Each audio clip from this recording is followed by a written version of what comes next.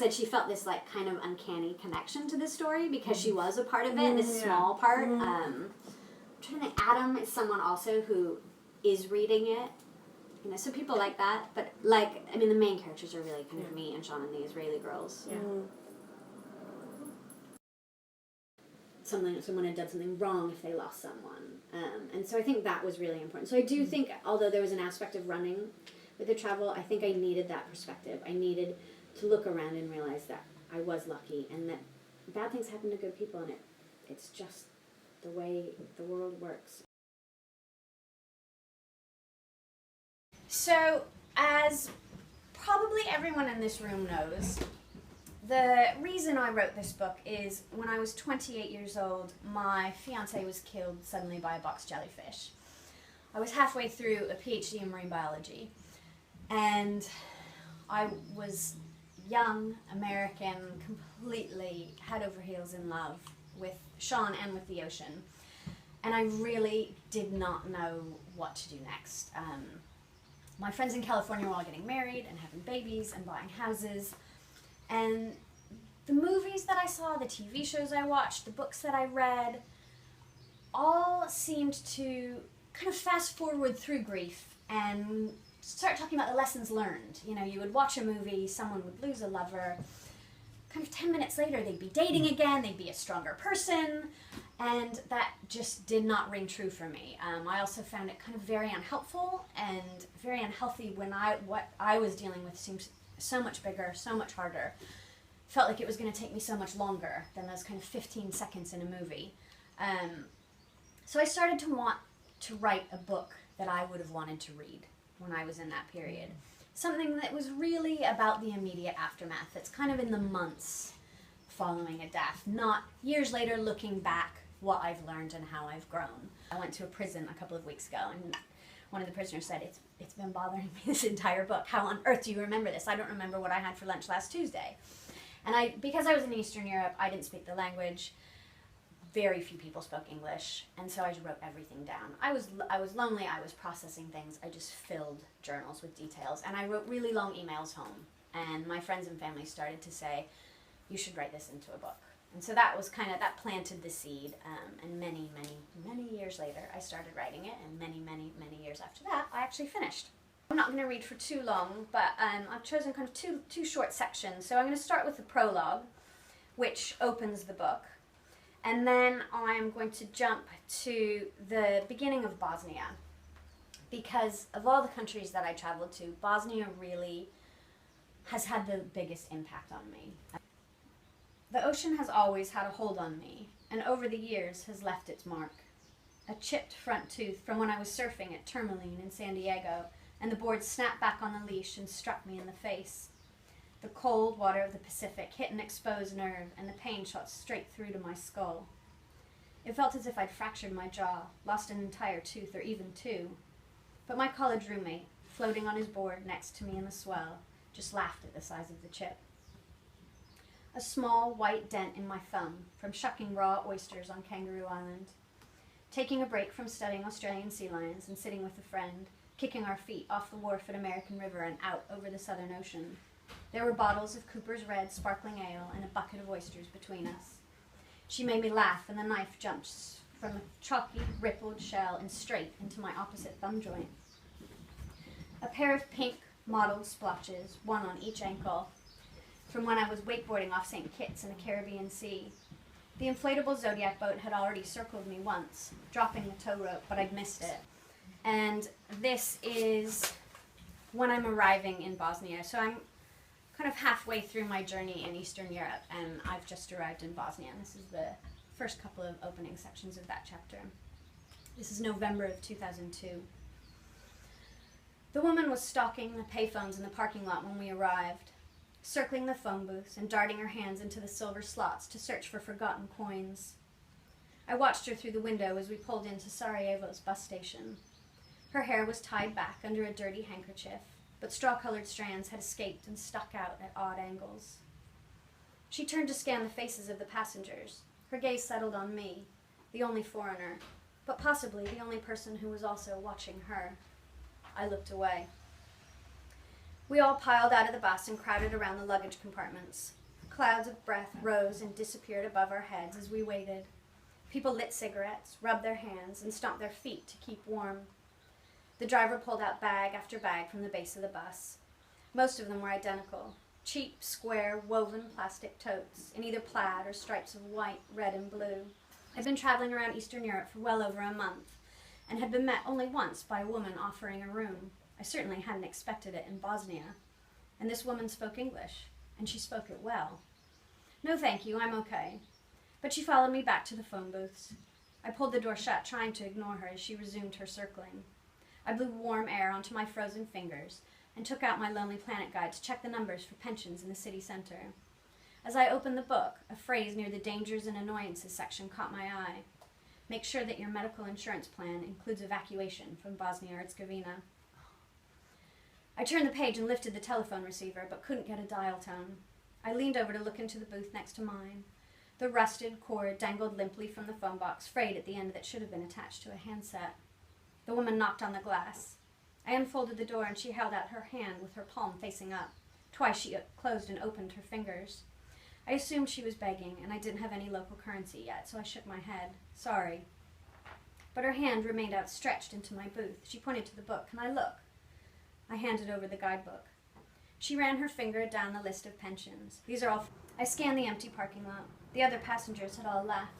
It was late November, and the light was beginning to fade, even though it wasn't even 4:30 in the afternoon. She was obviously crazy, but I didn't see many other options. Sniper's very bad here. Post-traumatic stress problems. We go? We went. The woman with straw-colored hair had immediately jumped into the passenger seat of the only cab near the bus station. The driver seemed to be waiting for her. I'd thrown my pack onto the cracked plastic upholstery in the back and climbed in after. She continued to twitch and duck as we pulled away. Good place, no snipers. Maybe at that point in my life, I didn't mind being around crazy people. Maybe by the time I'd reached Sarajevo, it was a relief to be with someone who was so clearly crazier than I was. Maybe I sympathized with her because she seemed damaged, like me, like Bosnia. Maybe she was what I expected of Sarajevo, even what I wanted. My emotions had plummeted since leaving Israel, and Nat and Talia had provided a kind of temporary reprieve from the intense grief, loneliness, and guilt that I was carrying. What about proofreading? Can you tell me a bit about proofreading? Do you have a professional proofreader? Or what do you do? Well, I have an editor, and I have a copy editor as well. So, I mean, I think any writer needs a reader. And you don't need many readers. I mean, I think often writers just have one reader. I'm very lucky. My reader is my mom. So I grew up around books. I grew up around writing. And my mom's Karen Joy Fowler. Probably a lot of you guys know her in here. She's a very accomplished writer, and she's also an amazing reader. So she's my first reader. But I also am not that private about my books before they're published. So some people will only share their book maybe with their one reader and nobody else. And I am not nearly that picky. I basically shared my book with whoever asked. So I think Emily read a very, very early draft. Veronique and Cara read early drafts. If you asked, you usually got it. Unless I was in a really weird space and I was like, I just can't take any more comments right now. But I think it's hard because the more people you give it to, the more comments you get. And so in some ways you'll never be done.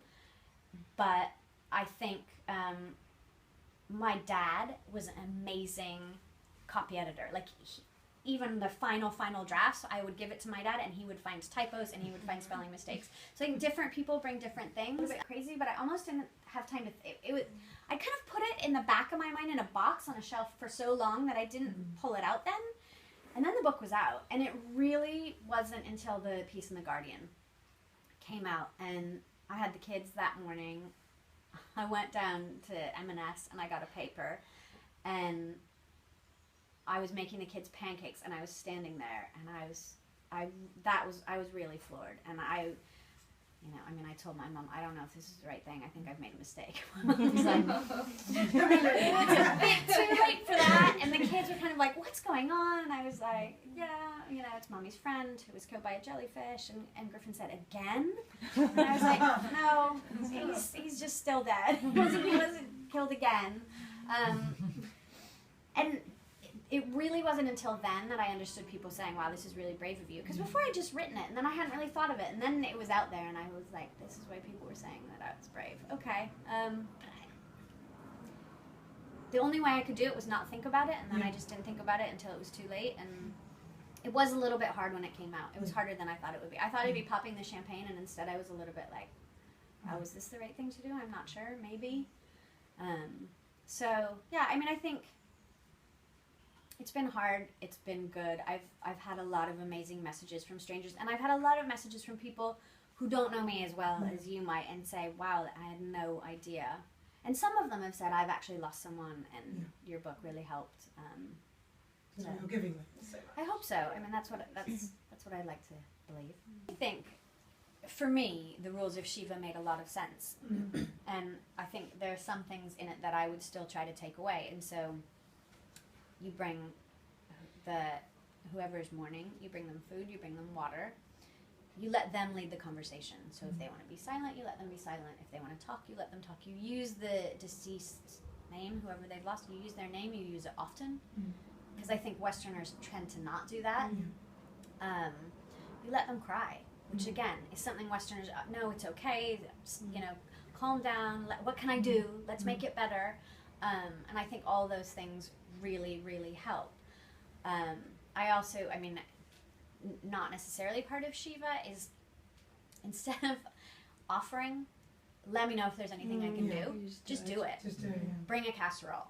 Send flowers, whatever. Offer to babysit, But someone saying, "Oh, let me know if there's anything I can do." That no one's ever going to take you up. They don't even know what they need or what they want, so you just do it, and you maybe even do it like force it on. No, I am going to babysit. I don't care what you do. You can go lay down. You can go out. You can do whatever you want. But I am going to babysit, and that again, the Israeli girls, their personality, they didn't take no for an answer.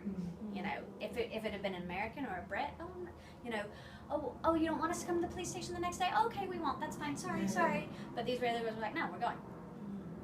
Find cultures that dealt with death differently, it would have been a totally different trip. But I went to Sarajevo thinking this place is going to be destroyed. And it was actually the most optimistic, uplifting place I've ever been. It was amazing. The people were smiling and, they were friendly, and they were just so glad it was over. And I wasn't expecting that. And so I think, because I hadn't planned it that way, I think I got more out of it. Much for coming.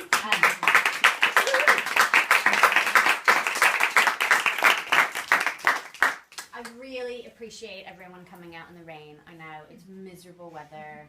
Who knew, right? May 18th. I talked about this with Nikki back in February, and we were like, we'll wait till May. We'll be in the garden. It'll be beautiful. Not April. No. We'll wait till May. So thank you all for coming, and thank you, Nikki, for hosting and being accommodating to have us inside. And I would just like to say that independent bookstores are so precious and such an amazing resource, and we have lost bookstore after bookstore after bookstore in this area. So I appreciate you coming. I would like to say, just buy a book. It doesn't have to be my book. Buy any book, but support a wonderful local independent bookstore, because if we all buy books on Amazon, we're going to lose them, and we won't have these amazing places where our kids can come in and just look at a paper book. So I would, if everyone could buy a book, that would make me really happy. Doesn't have to be mine. I'll even sign. That's not mine.